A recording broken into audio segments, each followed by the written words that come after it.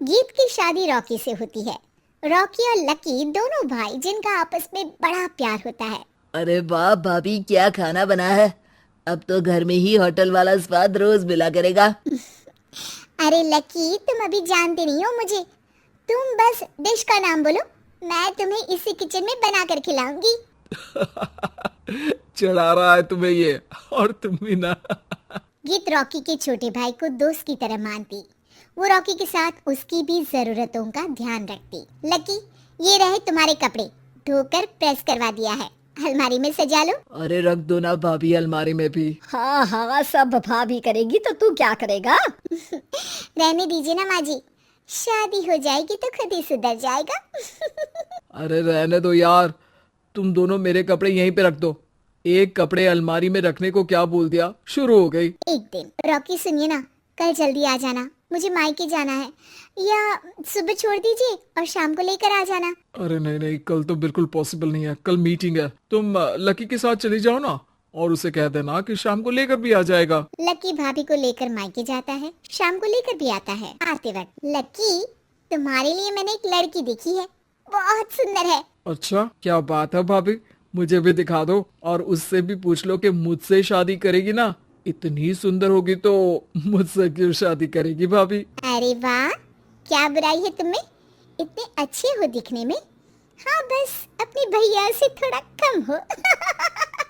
हाँ भाभी, आपको तो भैया से अच्छा कोई लगता ही नहीं है। लकी, तुम्हारे भैया हैं ही लाखों में एक। रात में दोनों घर आते हैं, लेकिन थोड़ी ही देर में उनके घर रॉकी की मौत की खबर आती है। हे भगवान, ये क्या हो गया? मेरा बेटा मुझे वापस कर दो। सब मिलकर माँ और गीत को संभालते हैं। एक दिन, गीत बेटा, अब तो रॉकी रहा नहीं। तू देख ले, अगर मायके जाना हो तो। गीत कुछ नहीं बोलती और कमरे में चली जाती है। एक दिन बुआ सास उन लोगों के घर आती है। अरे भाभी, किसकी नजर लग गई आप लोगों के घर में? मुझे तो लगता है कि इस लड़की के ही पैर ठीक नहीं है, तभी तो आते ही हमारे घर का चिराग खा गई। बुआ सास की बात सुनकर गीत को रोना आ जाता है। वो अपने कमरे में जाकर जोर जोर से रोने लगती है। लकी को ये सब देखकर अच्छा नहीं लगता। बुआ क्या बोल रही हैं? किसी का जीना मरना ऊपर वाले के हाथ होता है, ना कि किसी के पैर पर। अरे देख लो भाभी, छोटा भी हाथ से निकल रहा है। ऐसा ना हो कि ये लड़की सबको आपके खिलाफ कर दे। तभी वहाँ गीत चाय लेकर आती है। लीजिए बुआ जी, चाय पी लीजिए। बुआ तो घर से चली जाती है, लेकिन सास के मन में गीत को लेकर नेगेटिव विचार भर जाते हैं। अब देख गीता, बहुत हुआ, यहाँ रहकर भी कुछ नहीं होगा। अच्छा होगा कि अपने मम्मी पापा को बोल के तुझे यहाँ से लेकर जाए। और गीत अपने मायके चली जाती है, जहाँ आस पड़ोस के लोग कहते हैं, अरे रे, बेचारी की शादी के 2 साल ही हुए थे, लेकिन पति नहीं रहा, सास ने भी घर से निकाल दिया। देखो, भाई भाभी कब तक साथ रखते हैं। और शादी करा देनी चाहिए इसकी, तो उम्र ही क्या है इसकी। हाँ, लेकिन करेगा कौन? एक तो शादीशुदा, ऊपर से कलंक पति की मौत का। तभी वहाँ लकी आ जाता है और वो पड़ोसियों की बात सुन लेता है। लकी, तुम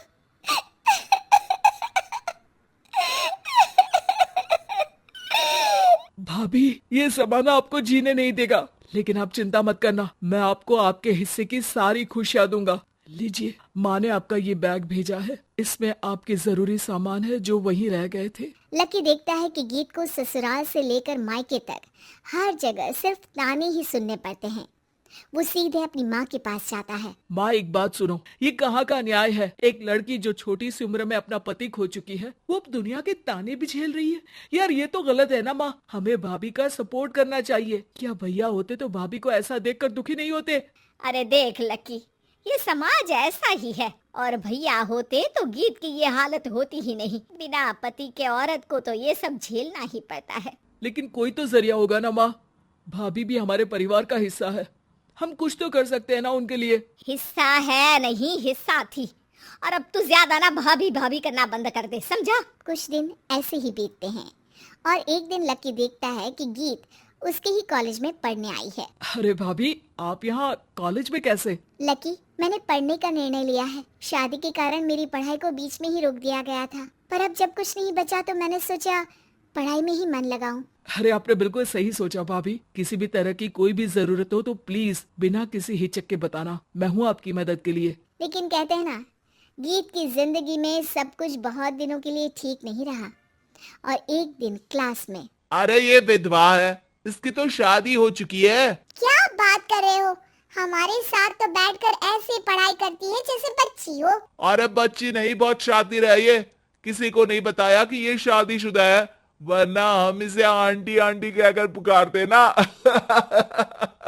अरे अब तो पता चल गया ना, आंटी जी। Aunty aunty. फिर क्या, सभी गीत को आंटी बोलकर चिढ़ाने लगते हैं। गीत को रोना आ जाता है और वो क्लास के बाहर जाकर रोने लगती है। सामने से लकी आ जाता है। अरे क्या हुआ भाभी, आप रो क्यों रही हैं? तभी पीछे से एक लड़की आ जाती है। हे हैंडसम, इस औरत से ना दूर रहना, इसके प्यार में मत पड़ जाना, क्योंकि ये शादीशुदा है।